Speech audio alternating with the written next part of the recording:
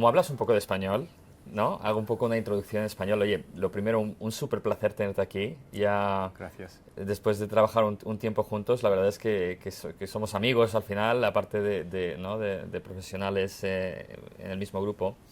Y bueno, estamos aquí en el entorno del Summit Global de Líderes de Carat que se celebra en Madrid.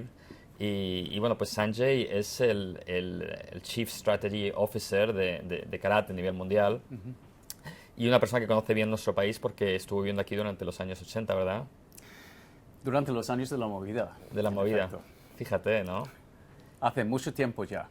Nah, bueno, poquito a poquito. El tiempo pasa rápido, es lo que Sí, pasa. eso sí. Bueno, Sanjay, cambiamos al inglés.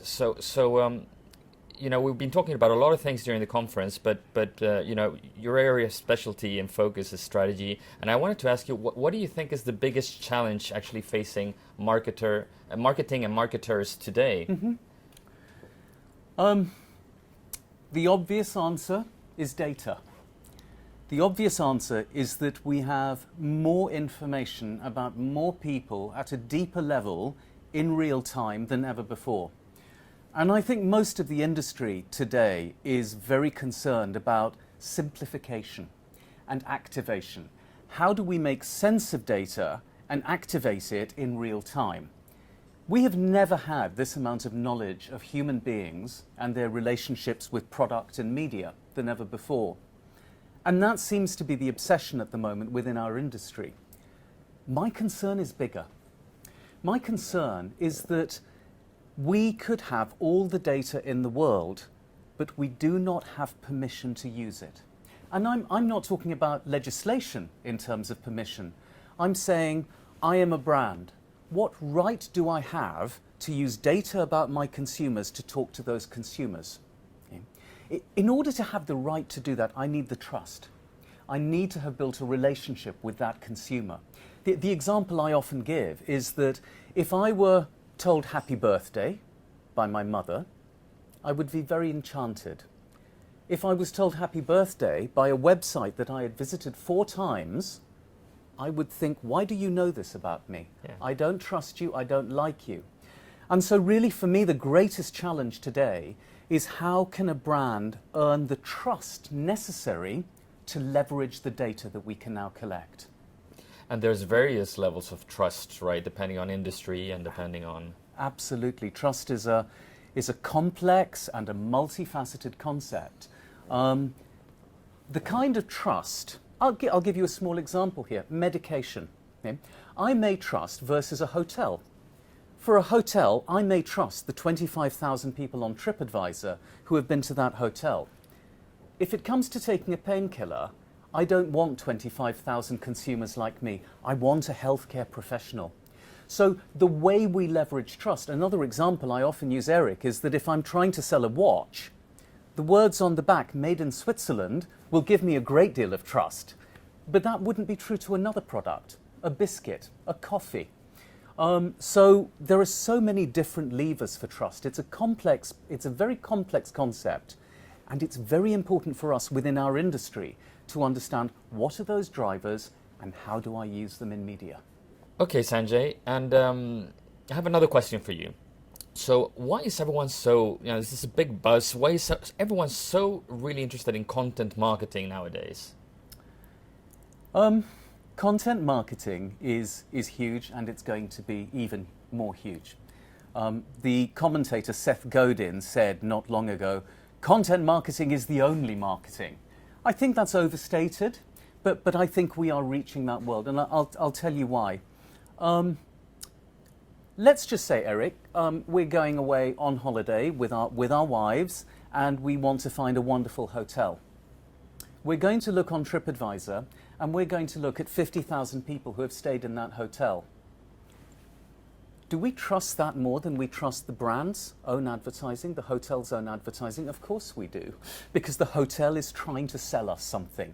People like us are not. It's independent reviews. We talk about this in marketing as the peer economy. Okay?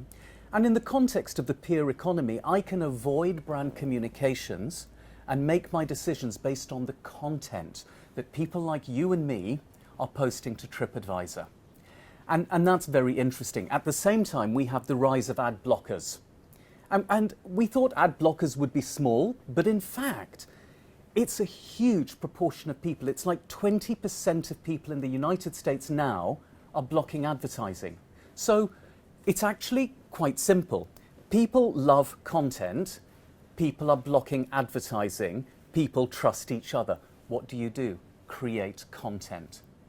I have to say, Erik, I like to go one step further, which is create content that is valuable to the consumer. I want to give you an example of something we actually did within our agency that is really powerful.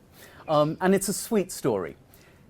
If you're a new mother and you have a baby and you haven't gone back to work, you're walking around town, what's the one thing you sometimes need in a very big hurry?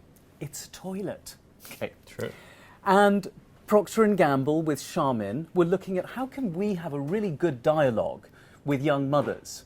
And what they realized was this real need among mothers for this. And they created an app called Sit or Squat. And it was launched on the west coast of the United States. And it essentially geolocated the nearest toilet to you if you have an emergency and you're with your baby. Now, nobody's going to block that because it's useful, it's charming, it's helpful. And that sort of content, utility content, I personally believe will be where the growth really is. Clients helping consumers to do things in their lives. And the timing and the moment seems to be quite important in that choice, because in a sense the value increases in the same rate as the urgency does, such as in your example, right? Indeed, and that is where real-time and geolocation become very important. So last night we were out together in Madrid, a city I used to live in and which I love very much. Aunque hace demasiado tiempo que no hablo español, okay. I wouldn't have minded knowing where is the nearest place to here that has the most authentic flamenco, por ejemplo. Okay. Where's the nearest place where I can get jamón serrano right now? Okay. Tomar una copa de algo. There is not an app that does that for me yet. Or maybe there is, maybe TripAdvisor would do that currently. But it is about working in the here and now, delivering content that is useful to me at this moment. Because that's another thing about real time and content. I like cheese, but I don't like cheese for 24 hours a day. I like cheese at certain moments. That content should be available for me at those moments, not all the time. And that's where serving out content in real time is a very powerful device. A lot more powerful than simply targeting an ad. Couldn't agree more. So, Sanjay, we talked now about the toughest challenge for marketers. We talked about content. What keeps you awake at night? Many things keep me awake at night, including my cats, including eating too much manchego at night. But from a marketing perspective, really, there are only two things that worry me. And one is very old-fashioned in some ways. I believe that marketing is a simple task in some ways. I believe that we have a consumer and we have a product. And the job of all of us in marketing is to make the two fall in love. It's a love story. We're matchmakers. And sometimes with the number of tools and products and data sources, fragmented media, the ability to segment on behavior, on lifestyle, we sometimes lose the simple fact that we are trying to build love between a person and a thing. And I think sometimes we make the world so complicated that we lose that. That frightens me because I believe that marketing is a beautiful profession. I believe we are genuinely the people who create relationships.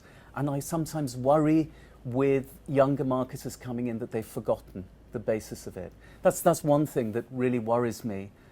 Another thing that worries me is often our use of data, which is beautiful, and I love it and I'm the biggest champion of it, that sometimes what we end up doing is producing a faster horse, not a car.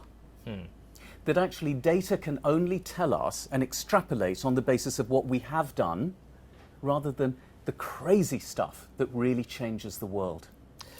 And the creativity there is absolutely key. Absolutely. And I think that's why we at Carat, we're going back now more at the persons behind. Yes. Okay, every data point has a person behind, and we want to Indeed. understand people at the end, right? Indeed.